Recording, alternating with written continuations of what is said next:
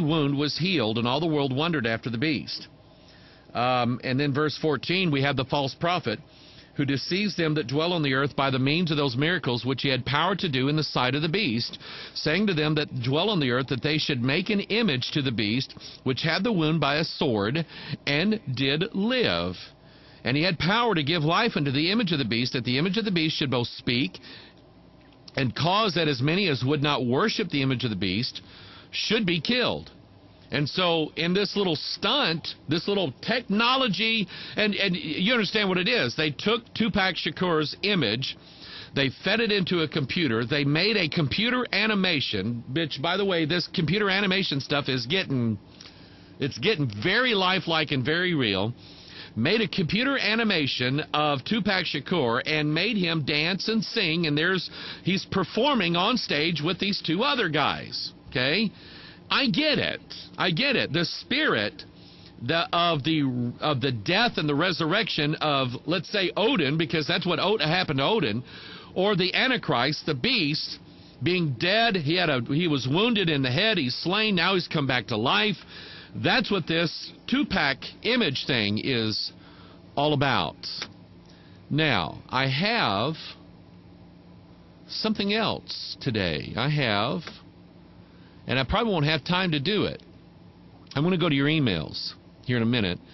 But I want you to, somebody sent me this, and they said, Pastor Mike, does it look like T.D. Jakes is making like an as above, so below gesture?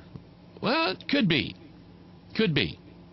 Or he's practicing his Jedi skills by making his jacket fly up into his hand. Maybe he's doing that. I don't know. But anyway, I have a video of the bishop, T.D. Jakes, and I don't have time to... the end of my nose itches today. You know what I always told? That means somebody's coming. Somebody's on their way, okay? But anyway, I have a video of T.D. Jakes that, to me, is just weird. And I'll probably show that. I will reserve that on Thursday. The email address to get in touch with me in the next 15 minutes is pastormikeonline@gmail.com. And let me go back. I had saved back, oh my goodness. Hi, everybody in email land. I had saved back a couple of emails. Let's see here. Somebody wrote in. This is from Rachel. This was sent in yesterday on Monday. It says, hi, Pastor Mike, you mentioned a verse in the Bible, Romans 11:25, on the online video, 3:13:12, that the Jews' eyes will not be open until the fullness of the Gentiles has come in. You said that is when we, Christians, are gone from this place. You also said in another video about the rapture that a person will not be able to be saved after Christ takes his bride. So what does that mean for the Jews? They will not have the opportunity to be saved after Christ's return. Now, let me explain it like this, and since you mentioned Romans 11:25, let me read that, because I think that answers your question better than what I can do. Romans 11:20. The whole Bible is all about the reawakening or the resurrection of dead Israel. The veil that's on Moses' face, Paul says that they read the Old Testament, there's a veil there. They can't see past the veil.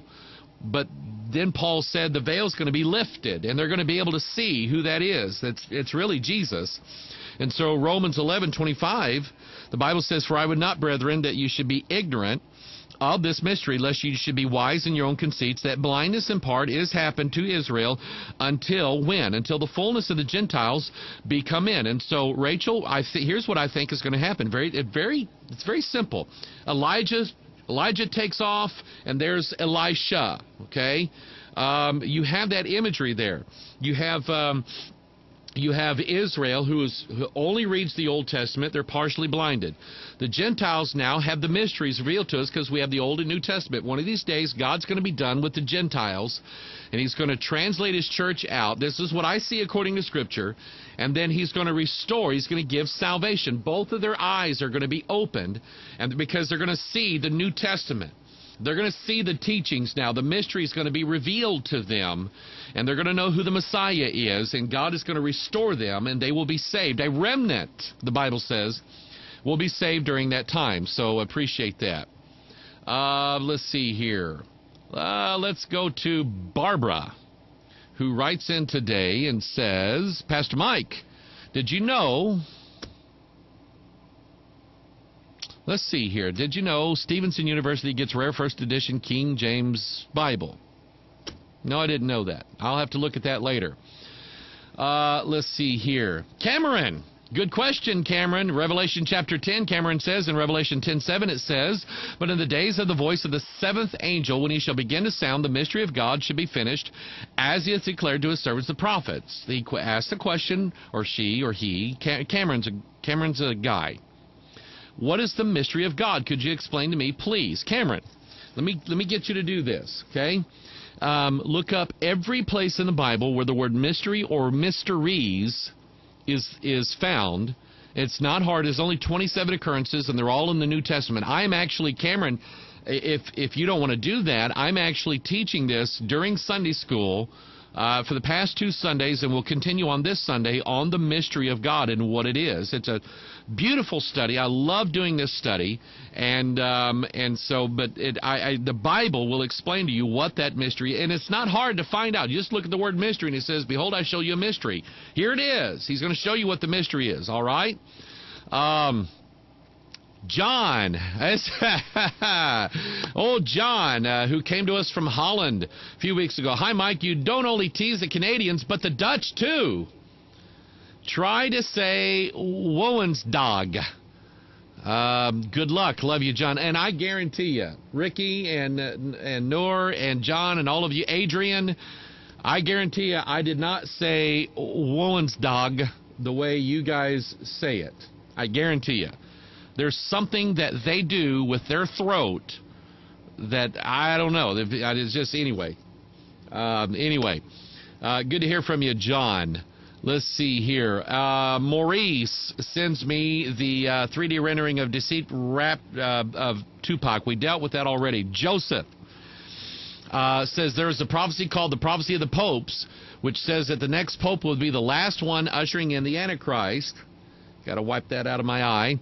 Have you heard of this, Pastor Mike? Yes.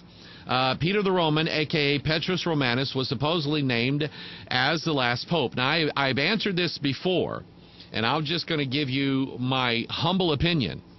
I did not see anywhere in the King James Bible a prophecy concerning Petrus Romanus.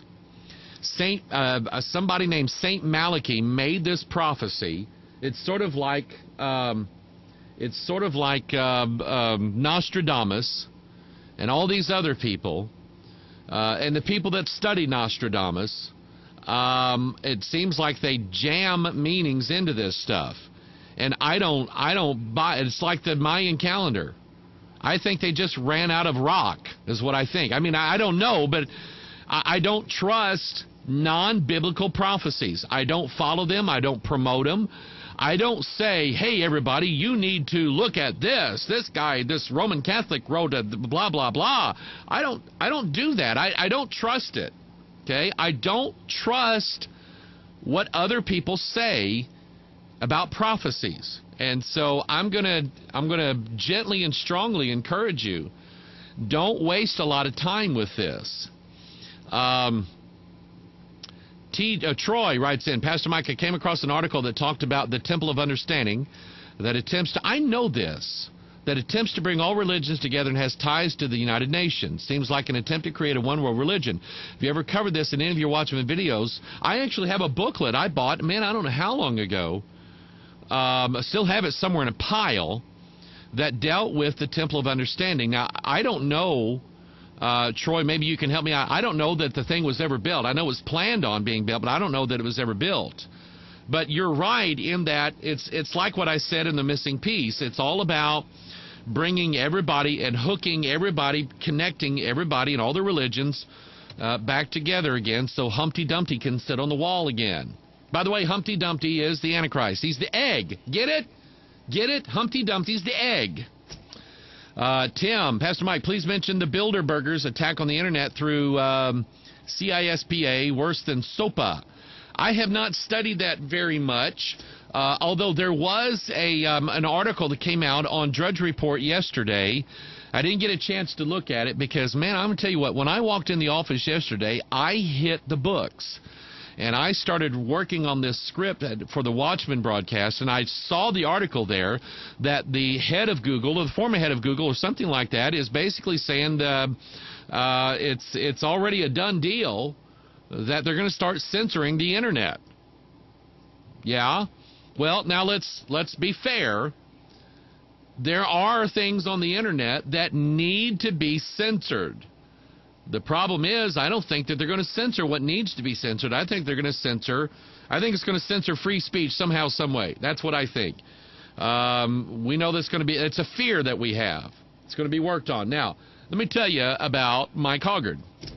Mike Hoggard is using, I'm using the Internet right now, okay? Everything that we do uses the Internet, okay? Everything that we do here involves the Internet. If the Internet goes down, I'm still going to be preaching. I'm still going to be talking. I'm still going to be proclaiming. I don't know how. I'd probably just do it the way Paul did.